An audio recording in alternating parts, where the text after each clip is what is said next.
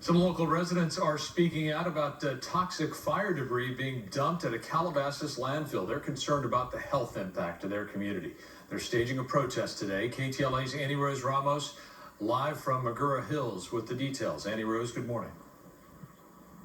Hey Frank, good morning to you. Yeah, resident city leaders not backing down, vowing to hold regular protests right here at this landfill until they see some sort of change. Yesterday, even blocking the entrance for a period of time so those trucks with all that debris could not get in. They say they will not stop until the waste from the wildfire stops coming here.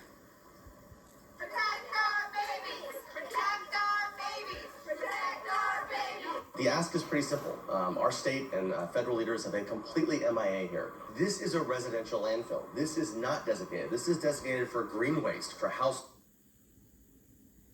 not for lead-based paint, not for asbestos.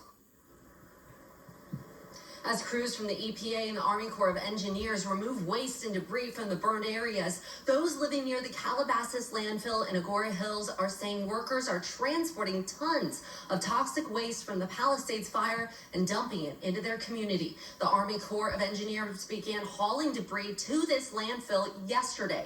It's one of multiple landfills in Southern California approved to accept waste like chimneys and fire ash, but residents here saying this landfill is different. Calabasas, as Ms. Weintraub had indicated, is one of the only landfills in California that's near a residential area. Well, near a residential area with parks, a park that my child, my 5-year-old with one kidney, plays soccer every Friday with his school. You heard that one resident mentioning council member Alicia Weintraub, who represents this area. The local leader posting this update saying the city council unanimously voted to file a temporary restraining order to keep LA County from receiving any fire debris material at the Calabasas landfill. She pressed the Army Corps of Engineers representative at a council meeting last week. Can you be 100% certain that no waste that is hazardous will end up in the landfill?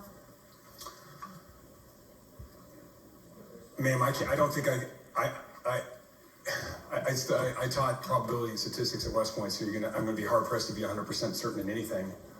So I'm not trying to equivocate. No, I will not offer you 100%. All this ash and debris, and much of it is hazardous in there right now, is in an uncontrolled environment. As it rains right now, it's in debris flows that are absolutely heading into your watershed and going to the ocean. I'm not a scientist, but I think that's a point without contention. And so what we are trying to do is to get all that material in a controlled status and a controlled disposal as quickly as possible. And so that's the dynamic, and I think the trade-off of the rush is to try to get it out of an uncontrolled environment into a controlled environment.